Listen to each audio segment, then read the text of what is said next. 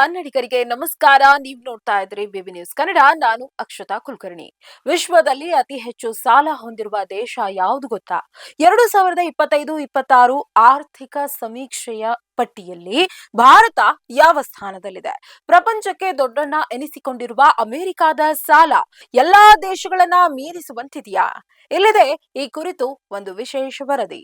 ಇಂದು ಜಗತ್ತಿನ ಅನೇಕ ರಾಷ್ಟ್ರಗಳು ಭಾರೀ ಸಾಲದ ಹೊರೆ ಎದುರಿಸ್ತಾ ಇವೆ.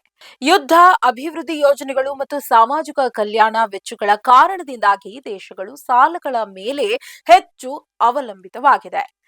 2025-26 ಆರ್ಥಿಕ ಸಮೀಕ್ಷೆಯ ವರದಿಯೊಂದು ಹೊರಬಿದ್ದಿದ್ದು, ವಿಶ್ವದಲ್ಲಿ ಅತಿ ಹೆಚ್ಚು ಸರ್ಕಾರಿ ಸಾಲ ಹೊಂದಿರುವ ದೇಶ ಅಮೆರಿಕ ಆಗಿದೆ.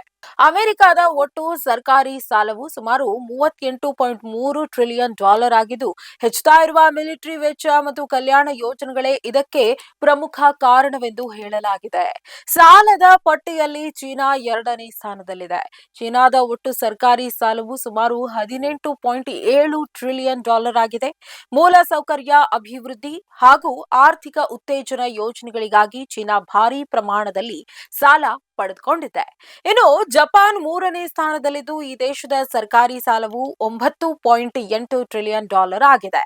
ಇನ್ನು ಯುನೈಟೆಡ್ ಕಿಂಗ್ಡಮ್ $4.1 ಟ್ರಿಲಿಯನ್ ಸಾಲದೊಂದಿಗೆ 4ನೇ ಸ್ಥಾನದಲ್ಲಿದ್ದರೆ, ಫ್ರಾನ್ಸ್ $3.9 ಟ್ರಿಲಿಯನ್ ಸಾಲದೊಂದಿಗೆ 5ನೇಯ ಸ್ಥಾನದಲ್ಲಿದೆ. ಇದೇ ವೇಳೆ ಭಾರತವು ಸುಮಾರು $3.8 ಟ್ರಿಲಿಯನ್ ಸರ್ಕಾರಿ ಸಾಲದೊಂದಿಗೆ 6ನೇ ಸ್ಥಾನದಲ್ಲಿದೆ.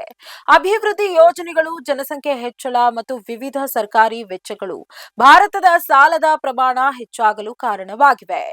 ಆರ್ಥಿಕ ತಜ್ಞರ ಪ್ರಕಾರ ಸಾಲದ ಪ್ರಮಾಣ ಮಾತ್ರವಲ್ಲದೆ ದೇಶದ ಆರ್ಥಿಕ ಬೆಳವಣಿಗೆ ಮತ್ತು ಸಾಲವನ್ನ ನಿರ್ವಹಿಸುವ ಸಾಮರ್ಥ್ಯವೂ ಕೂಡ ಮುಖ್ಯವಾಗಿದೆ. ಈ ಹಿನ್ನೆಲೆಯಲ್ಲಿ ಭಾರತ ತನ್ನ ಆರ್ಥಿಕ ಬೆಳವಣಿಗೆಯ ಮೂಲಕ ಸಾಲದ ಹೊರೆಯನ್ನ ಸಮತೋಲನದಲ್ಲಿಟ್ಟುಕೊಳ್ಳಲು ಪ್ರಯತ್ನಿಸ್ತಾ ಇದೆ. ಇದಾಗಿತ್ತು ಈ ಹೊತ್ತಿನ ಸುದ್ದಿ ವಿಶೇಷ. ಸಮಗ್ರ ಸುದ್ದಿಗಳಿಗಾಗಿ ಸದಾ ಗಮನಿಸಿ ಬಿಬಿ ನ್ಯೂಸ್ ಕನ್ನಡ. ಇದು ಕನ್ನಡಿಗರ ಪ್ರತಿಧ್ವನಿ.